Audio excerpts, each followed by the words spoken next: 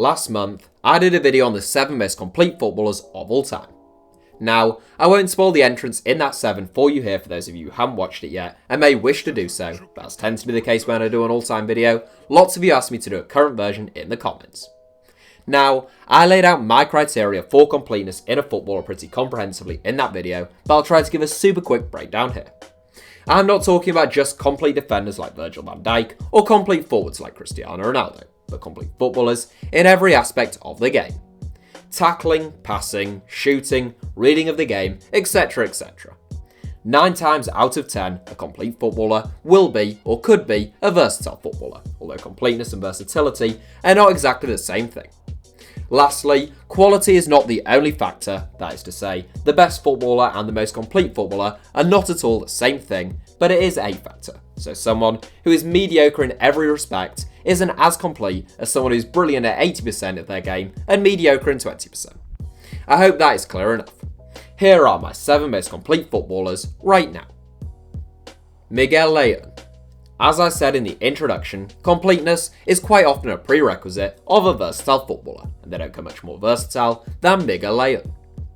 Probably best known now as a right back, Layun is just as capable at left back. He can also play on either wing, in central midfield, and occasionally even at centre back. The varied skill set which affords the Mexican the freedom of the park includes good technique, pace, stamina, passing, and tackling. Arguably Layun's finest attribute is his delivery from wide areas and ability when striking a dead ball, and he's probably at his best getting forward from that right back position and putting balls into the box. Aged 31, Layun has won 70 caps for the Mexican national team, although he missed out on the nation's recent success in the Gold Cup through injury. Best known in Mexico for his successful 5-year stay at Club America between 2009 and 2014, Layun went on to play for the likes of Watford, Porto, and Villarreal in Europe. He returned to Mexico in January 2019 in a move to Monterrey.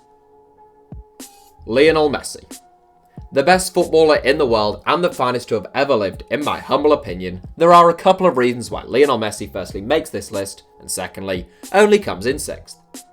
We'll address the reasons why he isn't higher first, and they are the fact that he isn't particularly industrious these days, we don't see much of him defensively in terms of tackling players, and he doesn't possess a tremendous leap or brilliant heading technique.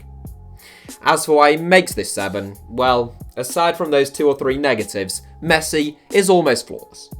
His technique, first touch, vision, movement, free kicks, finishing from long or close range, his pace, dribbling, agility and deliveries into the box are all utterly stupendous. One could make a really compelling argument for Messi being the best passer of a ball in terms of both the accuracy of his passes and the vision and incisiveness behind them, the best dribbler, and the best finisher in the world game, or at least in the top 2 or 3 for each one. Quite simply, there's no other player that you could say that about.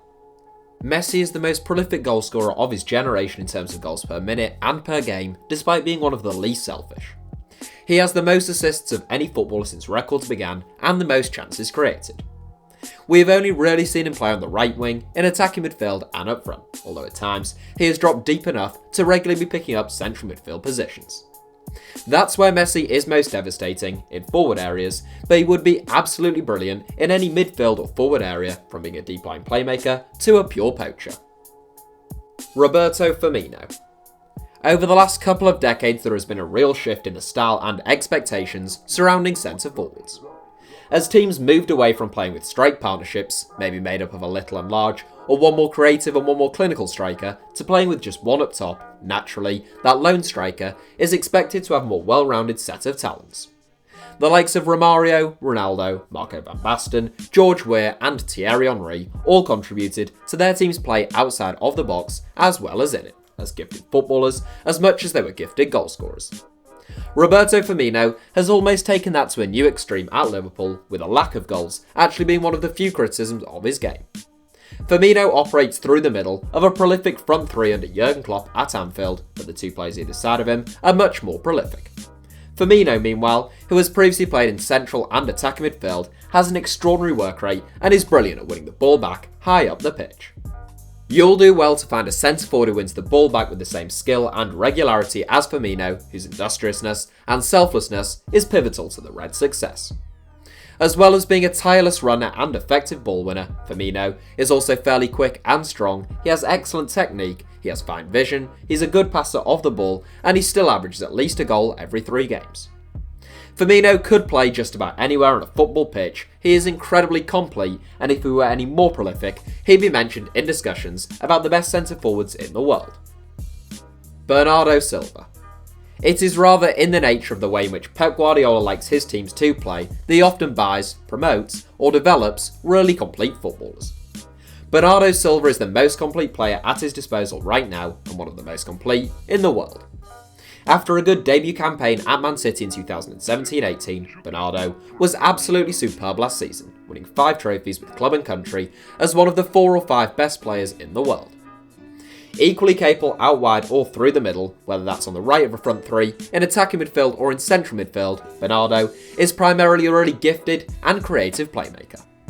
That is what he was signed as from Monaco, but what Man City have got now is a whole lot more than that.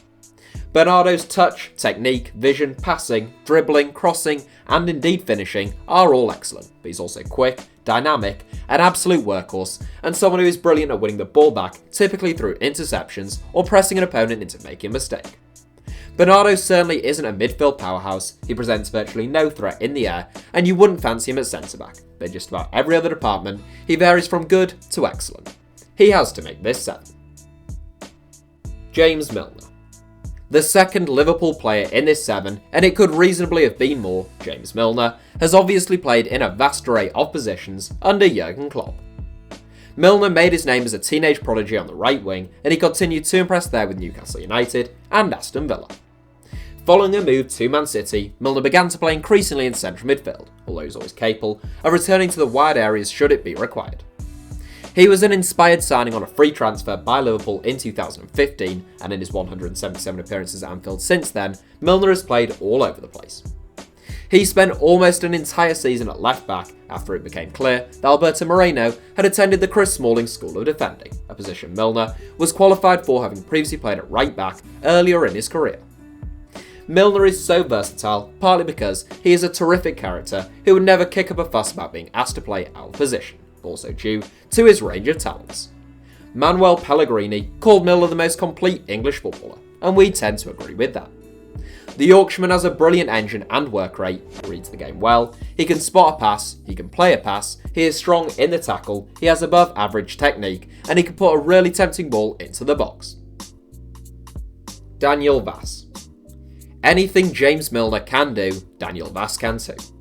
The Danish international is quite possibly the most versatile elite-level footballer in the world. He has regularly played as a fullback, defensive midfielder, central midfielder, attacking midfielder, and as a winger. The only positions we haven't seen Vass really try his hand at are goalkeeper, centre-back, and centre-forward. The Valencia star, formerly of Celta and Evian, is so versatile due to being so well-rounded as a footballer. Jack of all trades but a master of none could perhaps be a fair compliment and criticism of Vass, with the possible exception of his ability from dead ball situations, which is excellent. He is reasonably quick, reasonably good on the ball, a reasonable crosser of the ball, reader of the game, passer of the ball, we could go on. Ultimately, Vass is arguably the least gifted player in this 7, along with Miguel Layun. He is certainly the most versatile and, in my opinion, the second most complete. Honourable mentions. In terms of players who made my shortlist but missed out on the final cut, I'll start with Joshua Kimmich. The Bayern and Germany star played everywhere in youth team football before Pep Guardiola nailed him down as a right back. He's got a bit of everything though, and many at Bayern still feel as though his future lies in central midfield. Fellow Bayern fullback David Alaba is equally versatile, and he too has played in the middle of the park, particularly international level with Austria. I much prefer him at fullback though, where he's arguably the most complete and potentially the best fullback in the world. Sticking to defensive areas, I should mention Sergio Ramos, who previously transitioned from being a talented right back to one of the outstanding centre-backs of his generation. Ramos has scored over 100 goals for club and country, and has twice hit double figures in a single season. He's a rugged and sometimes dirty defender, but he's also quick, strong, good on the ball, and occasionally inspired from set pieces. At the other end of the footballing world, Callum Paterson started last season out as a right back, then ended up featuring as a striker at times for Cardiff City. The Scottish international isn't as gifted as others featured here, but he's a classic utility player who deserves to be mentioned. The central holding and box-to-box midfield areas tend to be the heartland of complete footballers, and I'll rattle off a few quickly for you here. Barcelona's homegrown midfielder and fullback Sergio Roberto, Inter Milan's explosive midfield dynamo Raja Nainggolan, dynamic and energetic Chile star Arturo Vidal, and Man City's world-class midfield playmaker Kevin De Bruyne. Lastly, in more forward areas, I must first mention Cristiano Ronaldo, whose technique, movement, heading, touch, anticipation, finishing, long shots, pace, strength and crossing are all excellent. There was a time earlier in his career when Ronaldo was even more complete than he is right now, peaking in terms of completeness probably in his last couple of seasons at Manchester United. He is still arguably the most complete forward in terms of purely attacking attributes in the world, but he lacks certain defensive attributes, and I wouldn't really fancy playing him anywhere other than out wide or up top, so he just misses out on the final 7. Joining him, I think, as our third and final Bavarian-based honourable mention is Thomas Muller. Capable of playing out wide in attacking midfield or as a centre forward, Muller is a tireless runner and such an intelligent footballer.